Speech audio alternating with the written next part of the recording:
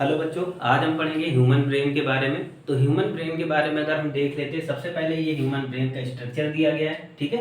अब human brain के structure में इसके कुछ पार्ट दिखाए गए हैं। जैसे हमारा ये पार्ट क्या होता है, सेरिबेलम होता है। ये ब्रेन स्टेम पार्ट होता है। ये टेम्पोरल लोब होता है।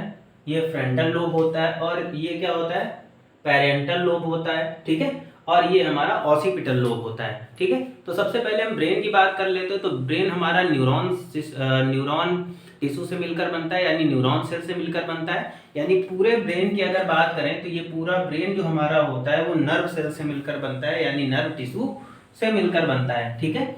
अब ब्रेन हमारा नर्व टिश्यू से मिलकर बनता है। अब इसमें देखो, एक ये होता है कि देखा होगा कि हम लोग अपने ब्रेन को बहुत ही ज़्यादा प्रोटेक्ट करते हैं, चाहे हम बाइक चलाएं या फिर हम कार चलाएं। तो जैसे हम बाइक चलाते हैं तो हेलमेट लगा के चलते हैं, या फिर गवर्नमेंट देखा होगा, गवर्नमेंट आजकल क्या करती है, हेलमेट ना लगाने पर चालान कर देती है।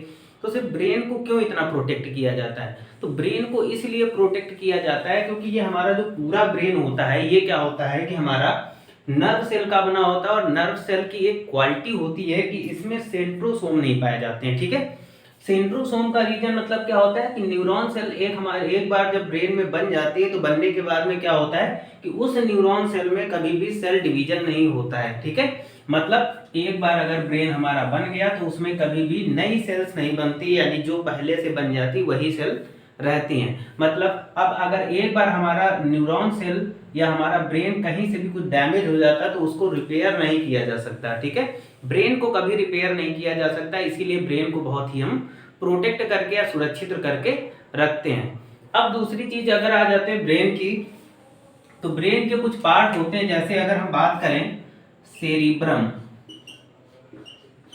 सेरिब्रम। अब ब्रेन का यहाँ पे पार्ट होता है, ये जो पार्ट होता है यहाँ पर एक पार्ट होगा हमारा सेरिब्रम। सेरिब्रम का फंक्शन क्या होता है? तो सेरिब्रम का फंक्शन होता है हमारी स्मरण शक्ति को बना के रखना। ठीक है। ये सेरिब्रम क्या करता है, जितनी भी चीजें याद करना हो हमारा, ये जितनी भी याद करने से रिलेटेड चीजें होती है, ये सारी चीजें किसके कंट्रोल में होती है? सेरिब्रम कंट्रोल में रहती हैं। ठीक है। अब सेरिब्रम हमारा क्या होता है कि 15 साल तक, यानी 15 साल की एज तक हमारा सेरिब्रम क्या करता है, ग्रोथ करता है। मतलब अगर 15 साल तक बच्चे के दिमाग बहुत ज्यादा वर्क डाला जाए, या बच्चे का दिमाग ज्यादा यूज, जितना ज्यादा बच्चा अपने ब्रेन का यूज करेगा उसका ब्रेन जो है उतना ही डेवलप्ड होता है। ठीक है। इसीलिए हमें क्या करना चाहिए कि छोटे बच्चों के ऊपर बहुत ही ज्यादा, मतलब दिमाग से रिलेटेड बहुत ही ज्यादा काम बर्डन देना चाहिए। जैसे उसको पढ़ाना चाहिए, उसको पढ़ाने के बाद कोचिंग जाए अपना, मतलब जितना हो सके उसको ब्रेन वर्क कराइए। क्योंकि आप जितना वो वर्क करेगा उतना ही उसका सेरिब्रम पार्ट क्या होगा, ज्यादा विकसित होगा। और जब सेरिब्रम पार्ट ज्यादा विकसित होगा तो सेरिब्रम पार्ट ज्यादा विकसित होने के कारण क्या होगा, उसका दिमाग भी बहुत अच्छा काम करेगा। और उसकी जो स्मरण शक्ति होती है उसको भी क्या होता है, वो बहुत ही अच्छा कर देगा।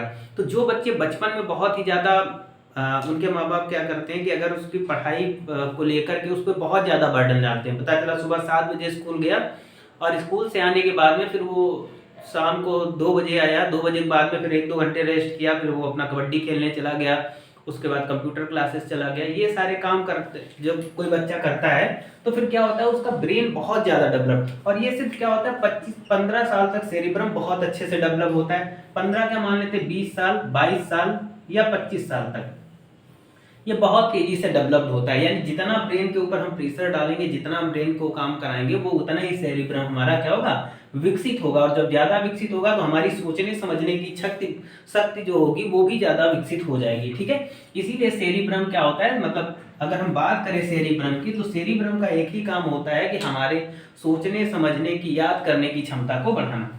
अब सेरिब्रम को बढ़ाने के लिए जैसे आता है हमारा दिमागीन। दिमागीन ये कुछ आयुर्वेदिक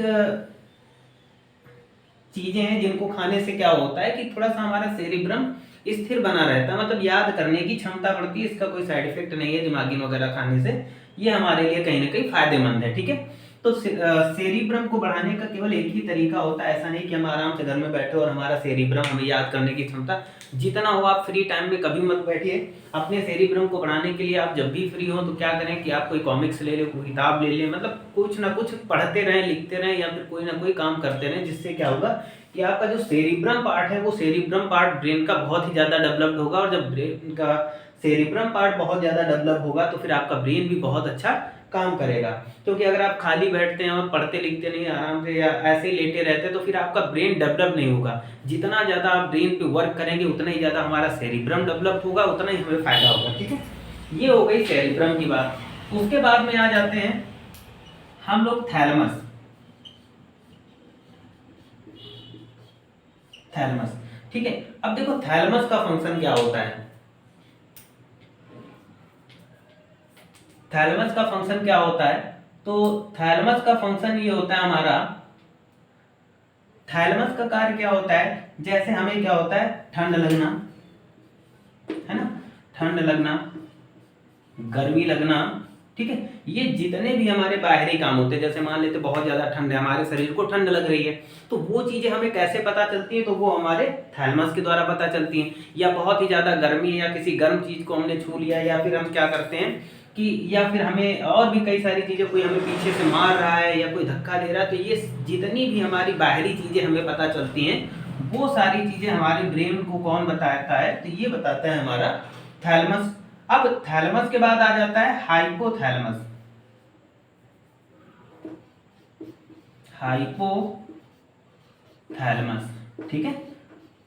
हाइपोथैलेमस क्या होता है, हाइपोथैलेमस एक ऐसी चीज होती है या एक ऐसी ग्लैंड होती है या ब्रेन का ऐसा पार्ट होता है जो हमें इंटरनल चीजों के बारे में बताता है। जैसे जैसे हाइपोथैलेमस हमारा क्या काम करता है कि हाइपोथैलेमस जब हमें क्या होता है कि पसीना आना, गर्मी लगना, पेशाब आना, ये सारी चीजें जो भी होती है, यूरिन वगैरह आना, ये सब हाइपोथैलेमस के द्वारा ही कंट्रोल होता है। ठीक है, अब ये हाइपोथैलेमस हमारा होता भी अच्छा है और थोड़ा सा खराब भी होता है। ठीक है, हाइपोथैलेमस क्या होता है कि ये हाइपोथैलेमस क्या होता है, 7 सेकंड के अंदर क्या होता है, एक्टिवेट हो जाता है। एक्टिवेट कैसे होता है, मान लेते हैं हमने किसी चीज को देखा, ठीक है, और देखते ही हम उस चीज की ओर अट्रैक्ट होने लगे, तो वो क्या कर देता है कि वो उस चीज को 7 सेकंड देखने के अंदर क्या होगा, अगर हम किसी चीज को 7 सेकंड तक देख रहे हैं तो 7 सेकंड के अंदर हमारा हाइपोथैलेमस एक्टिवेट हो जाता है। और जब हाइपोथैलेमस एक्टिवेट हो जाता है तो समझ लो हमारा दिमाग को बिल्कुल खराब करने वाला है। ठीक है, जैसे देखा होगा कभी कभी हम बहुत ज्यादा काम कर लेते हैं, काम करने के बाद पसीना आने लगता है और अचानक से हमारा दिमाग काम करना बंद कर देता है। ठीक है, तो ये हमारा हाइपोथैलेमस होता है। ये हाइपोथैलेमस क्या होता है, 7 सेकंड के बाद एक्टिवेट हो जाता है। ठीक है, और कैसे हमारा हाइपोथैलेमस एक्टिवेट हो जाता है देखेंगे। तो हाइपोथैलेमस हमारा एक्टिवेट होता है कैसे, जैसे हम किसी चीज को या किसी लड़की को या किसी व्यक्ति को देख लेते हैं और उसकी ओर हम देखते हैं, तो 7 सेकंड के अंदर हम क्या करते हैं कि हम उसको देखते हैं, 7 सेकंड के अंदर हमारा हाइपोथैलेमस एक्टिवेट होता है। और जैसे हाइपोथैलेमस पार्ट हमारा ब्रेन का एक्टिवेट हो जाएगा, हम क्या करेंगे, उसी चीज के बारे में सोचने लगेंगे। तो जब ये हाइपोथैलेमस एक्टिवेट होता है तो ये बाकी चीजों को बिल्कुल अलग कर देता है। अलग करने का मतलब क्या होता है कि बाकी चीजों को एक प्रकार से दबा देता है, मतलब बाकी कुछ हम नहीं सोचेंगे, फिर हम 7 सेकंड में जो देखते हैं उसी चीज के बारे में कंटिन्यूअस देखने लगते हैं। तो जब उसी चीज को देखने लगते हैं तो बाकी सब बेकार हो जाता है। बेकार का मतलब क्या होगा, ना ही तो हमारा सेरिब्रम, ना ही तो हमारा थैलेमस, हमारा जो मेन फोकस होगा, हम जो चीज देख रहे हैं उसी पर होगा। ठीक है, तो ये हमारे 3 पार्ट होते हैं, सेरिब्रम, थैलेमस, ये सारे पार्ट होते हैं ब्रेन में।